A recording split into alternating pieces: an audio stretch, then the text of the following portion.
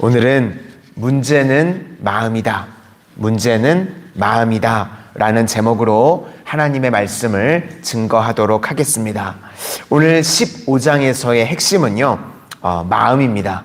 생명과 죽음을 결정하는 것이 마음에 있다. 그래서 우리가 잠언서 4장 23절 말씀에 무릇 지킬 만한 것 중에 더욱 내 마음을 지키라. 생명의 근원이 이에서 남이니라 라고 말씀하셨습니다. 그래서 우리가요, 마음에 무엇을 담느냐 하는 것이요, 너무나도 중요하다는 것입니다.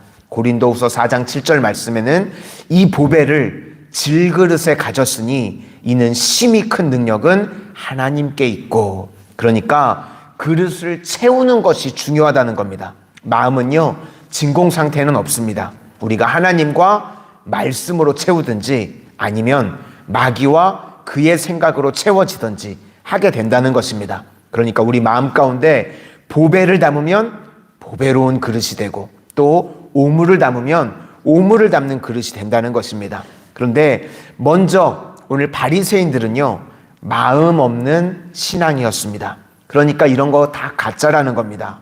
예수님 당시에요, 항상 예수님이 가실 때 바리새인들이요, 스파이들을 심어뒀습니다. 예수님이 뭐 잘못하는 거 없나, 실수하는 거 없나 꼬투리 잡아서 넘어뜨리려고 무리가 있다. 성경에 무리라고 표현되는 데는 항상 스파이들이 있었습니다. 예수님 말할 때 어떻게 말하나, 어떻게 행동하나, 이 스파이들을 심어놨는데 보니까 제자들이요, 손을 씻지 않고 밥을 먹었습니다. 이런 거 보고했다는 거예요. 웃기는 짜장들이죠. 요즘 같을 때는 코로나 시대니까 손 깨끗하게 씻어야 되는데 하도 보고할 게 없으니까 스파이들이 뭘 보고했냐면 예수님의 제자들이 손 씻지 않고 밥을 먹더라. 뭐 이런 것까지 보고했다는 겁니다. 그러니까 예수님의 손이 어떤 손이었습니까? 야이로의 딸이 죽었을 때요, 그것을 살리는 능력의 손이었죠. 근데 이런 거 안 보는 거예요. 바리새인들은 그 예수님께서 죽은 자를 살리는, 병든 자를 고치는 그 능력의 손을 주목을 해야 되는데 꼬투리를 잡으려고 하니까 그런 게 안 보이는 거예요. 그러니까 밥 먹을 때 손 안 씻었다. 그거 보고 꼬투리 잡으려고 하니까 얼마나 허망한 사람들이냐. 지금 그 이야기입니다. 원래는요, 성경에서 밥 먹을 때 손 씻으라는 말이 있을까요? 없습니다. 우리가 밥 먹을 때 성경에서는 손 씻으라는 말은 없습니다. 근데 이게 원래 어디에 해당되는 이야기냐면 제사장들에게만 해당되는 이야기입니다. 짐승을 잡잖아요, 제사장들이. 그러면 손에 피가 묻습니다. 그렇죠? 그래서 물두멍에 가가지고요, 손을 씻는 겁니다. 피가 묻었으니까, 짐승의 피가 묻었으니까 손을 씻었습니다. 그러니까 사람들이 보기에 그게 좋아 보이는 거예요. 우리도 죄가 많은데 저렇게 씻으면 얼마나 좋을까? 그래서 그게 좋은 게 좋은 거니까 일반화를 시킨 겁니다. 그러니까 제사장들이 원래 피에 손이 묻으니까 손을 물두멍에서 씻었던 건데 그것을 보고서요, 이 바리새인들이 뭘 만들어낸 거냐면 이 장로의 전통으로 법을 만들어낸 겁니다. 우리도 하나님께 나아가는 방법을 모르니까 자기 의미대로 손을 씻어서 그럼 우리가 죄가 깨끗해진다, 이런 거 만들어낸 겁니다. 그러니까 예수님이 길인데 길을 모르니까요, 자기들을 길을 만들어내는 거예요. 그러니까 말씀보다 자기들이 만들어낸 전통을 더 지금 앞세우고 있는 겁니다. 1절부터 우리 3절까지 한번 보시도록 하겠습니다. 1절부터 3절입니다. 시작. 그때의 바리새인과 서기관들이 예루살렘으로부터 예수께 나와 이르되 당신의 제자들이 어찌하여 장로들의 전통을 범하나이까? 떡 먹을 때에 손을 씻지 아니하나이다. 대답하여 이르시되 너희는 어찌하여 너희의 전통으로 하나님의 계명을 범하느냐? 그러니까 예를 들면 규칙 만들어 놓은 거 가지고요, 헌법을 무너뜨릴 수 있느냐, 이런 말씀을 하시는 겁니다. 그렇죠? 그냥 동네에서 자기들끼리 정해놓은 규칙, 뭐 그런 규범 가지고 헌법을 무너뜨리려고 하면 안 되는 건데 지금 바리새인들이 그렇게 하고 있다는 겁니다. 그러니까 마음이 악한 거죠. 어떻게 해서든지 예수님을 넘어뜨리려고 했다는 것입니다. 그래서 예수님께서 이사야의 말씀을 인용하시면서 입술로는 나를 공경하되 마음으로는 내게 멀도다. 그래서 이런 사람들은 예배를 드린다고 하고 예배의 자리에 나온다고 할지라도 다 헛되이 경배하는 거다라고 말씀을 하시는 것입니다. 8절과 9절을 한번 보시도록 하겠습니다. 8절과 9절입니다. 시작. 이 백성이 입술로는 나를 공경하되 마음은 내게서 멀도다. 사람의 계명으로 교훈을 삼아 가르치니 나를 헛되이 경배하는도다 하였느니라 하시고, 그러니까 마음이 없으면 다 헛것이다.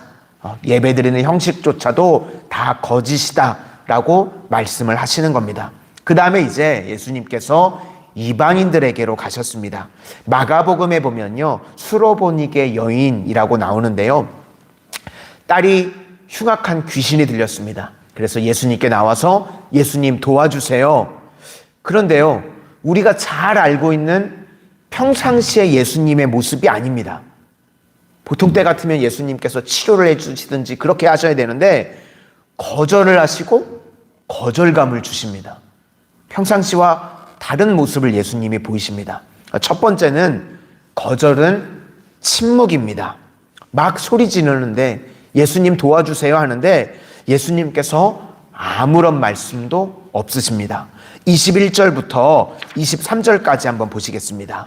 21절부터 23절까지입니다. 시작. 예수께서 거기서 나가사 두로와 시돈 지방으로 들어가시니 가나안 여자 하나가 그 지경에서 나와서 소리질러 이르되 주 다윗의 자손이여 나를 불쌍히 여기소서 내 딸이 흉악하게 귀신 들렸나이다 하되 예수는 한 말씀도 대답하지 아니하시니 제자들이 와서 청하여 말하되 그 여자가 우리 뒤에서 소리를 지르오니 그를 보내소서. 그러니까 예수님께 막 도와달라고 소리를 지르고 있는데 예수님께서 한마디 말씀도 지금 하시지 않으셨다는 겁니다. 왜 그랬을까요? 이것을 통해서요, 그 수로보니게 여인의 신앙이 성숙되기를 원하셨다는 것입니다. 예를 들면 이 인디안들 성인식과 같습니다. 인디안들은 12살이 되면 이 혼자서 이제 밤에 숲속에 가서 하루 동안을 지내야 된다고 합니다. 저녁 시간까지. 막 늑대 울음소리도 들리고 무섭죠. 그런데 그 아침이 될 때까지 거기서 하루 동안을 꼬박 보내야지 이제 성인으로 인정을 받는 겁니다. 그렇게 하루를 밖에서 홀로 보내면요, 엄청나게 성장을 한다고 합니다. 이제 정말 어른이 되는 거죠. 그런데 두려움도 이기고 이제 무서움도 이기고 그런 시간을 갖는데 실제로는요, 동네 어르신들이요 뺑 다 둘러서요 지켜 보호하고 있답니다.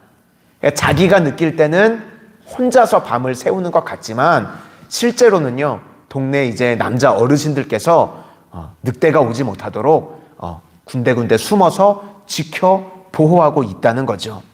하나님께서요 우리도 마찬가지입니다. 침묵하고 계시는 것이요 그냥 방관하고 계시는 것이 아닙니다. 우리를요 예의주시하시면서 주목하고 계신다라는 것이 맞다는 것입니다. 혹 우리가 기도할 때요 하나님께서 침묵하고 계신 것 같이 느껴질 때 기억하시기를 바랍니다. 지금 침묵하시는 게 아니라 나를 주목하고 계시는 것이고 내 신앙이 성숙되기를 원하는 시간이라는 것입니다. 두 번째 단계는요 예수님께서 관심 없어 이렇게 말씀하십니다. 유대인이 먼저고 이방인에게는 내가 관심이 없다 이런 말씀을 하십니다. 24절과 25절을 한번 보시도록 하겠습니다. 24절과 25절입니다. 시작. 예수께서 대답하여 이르시되 나는 이스라엘 집에 외에는 다른 데로 보내심을 받지 아니하였노라 하시니 여자가 와서 예수께 절하며 이르되 주여 저를 도우소서. 여기서 예수님께 절하며 라고 나오는데 이게 동의어가요 예배하다라는 뜻입니다. 그러니까 지금 이 거절감을 통해서요 이 수로보니게 여인이요 예배자가 되었다는 겁니다. 우리 인생도요 거절감을 느낄 때 바로 그때가 주님께 예배할 때라는 것입니다. 우리가 보통 때는요, 무릎 안 꿇습니다. 그쵸? 내 힘으로 할 수 있다고 우리가 생각이 되어질 때는요, 내 힘으로 하려고 하지 무릎 안 꿇습니다. 그런데 우리가 계속 거절감을 느끼고 내 힘으로 할 수 없게 된다고 이제 벽에 부딪히게 되면요, 그때가 꼬꾸라지는 시간이라는 겁니다. 그때 우리가 주님 앞에 무릎을 꿇습니다. 그게 예배자가 되는 시간입니다. 사실 오늘 예수님께서요, 이 두로와 시돈으로 간 이유는 이 여인을 만나러 갔다고 이야기할 수도 있는 것입니다. 참 묘한 상황인데요. 예수님께서 지금 여기 가신 이유는 이 여자를 만나가지고 거절을 하시려고 가셨습니다. 상황이 묘하죠. 일부러 예수님께서 이 여인을 만나러 가셨는데 만나서 거절을 하러 가셨다는 거예요. 하나님께서 왜 우리에게 오시는가? 우리를 만나서 거절하시려고 오신다는 겁니다. 그 꺾임을 통해서요, 우리가 예배자가 되기를 원하신다는 것입니다. 그래서 우리 인생에요, 변곡점마다 어떨 때는 너무 잘 될 때가 있고 어떨 때는 너무 정말 사망의 음침한 골짜기를 걸을 때가 있죠. 그런데 반드시 그때마다 우리 인생 가운데요, 예배의 흔적이 남아야 할 줄로 믿습니다.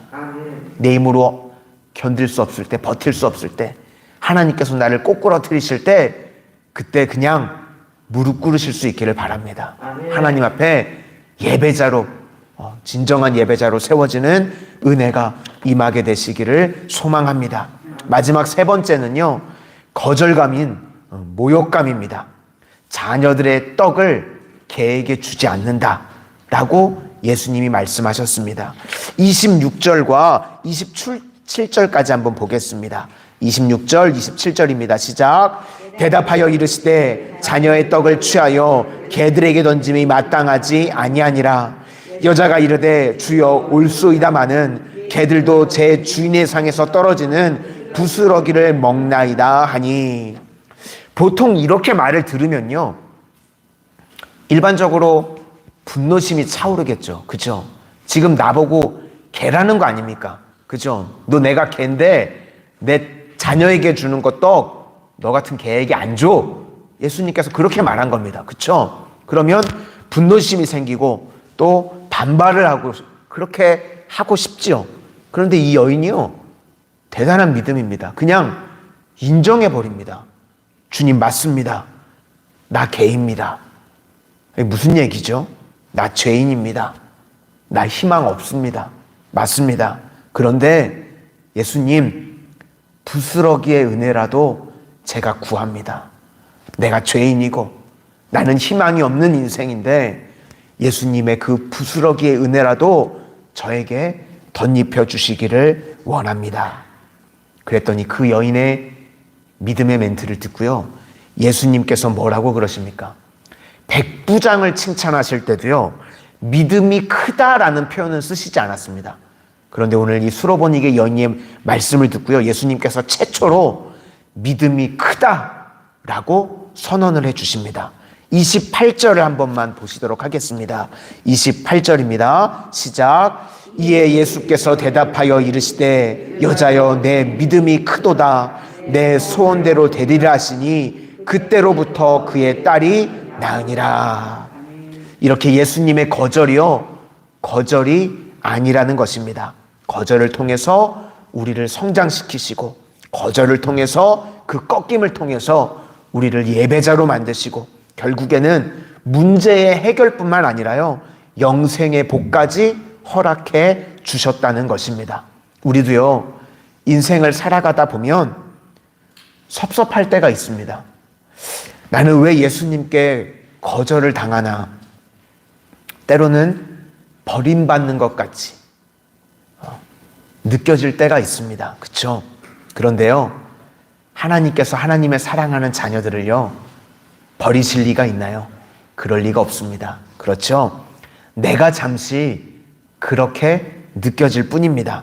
그래서 그것을 통해서 하나님께서는 우리의 믿음이 성장하기를 원하시고 우리가 그 무릎 꿇는 시간을 통해서요, 진정한 예배자가 되기를 원하시고 이제 그 이후에요, 우리의 모든 문제를 해결해 주실 뿐만 아니라 하나님의 거룩한 성숙된 자녀로 하나님께서 오늘 이 여인과 같이 세워주기를 원하신다는 것입니다. 오늘 수로보니게 여인의 믿음이 우리의 믿음이 되고, 수로보니게 여인을 세워주셨던 것처럼 우리의 인생을 세워주는 은혜가 이 새벽 시간에 임하게 되시기를 주님의 이름으로 축원을 드립니다. 기도하겠습니다.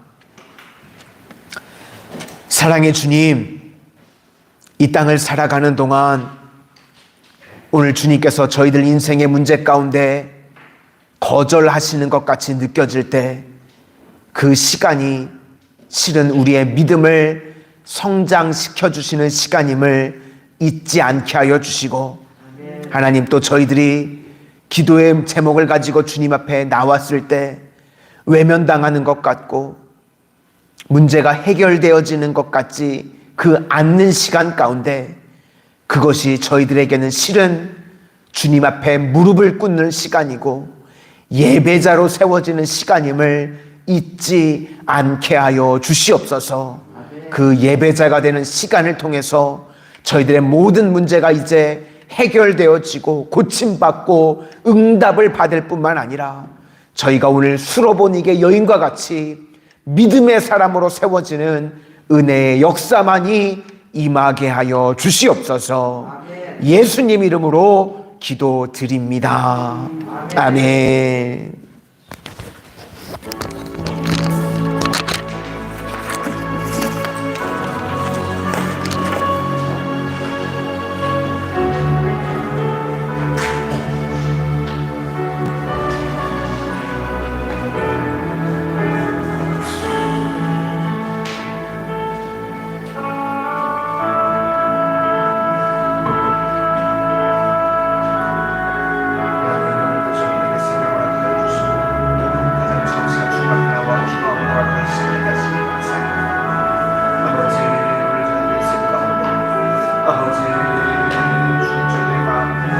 아버지 교회에 있으시고 아버지 그러한 짐을 다 밀어줄 수 있도록 은혜 도와여 주시옵소서. 하나님 우리 수로보니게 같이 아버지 저희들의 믿음을 가져오실 때 아버지 실은 그 거절하시는 시간, 저희들의 믿음을 성장시키는 시간이심을 잊지 않게 하여 주시고 아버지 또 시간 가운데 저희들의 꺾이는 시간이 아버지 주님 앞에 무릎 꿇고 예배하는 시간을 기억하게 하여 주시옵소서. 그리하여서 아버지 반드시 응답받을 시간, 아버지 세워지는 시간,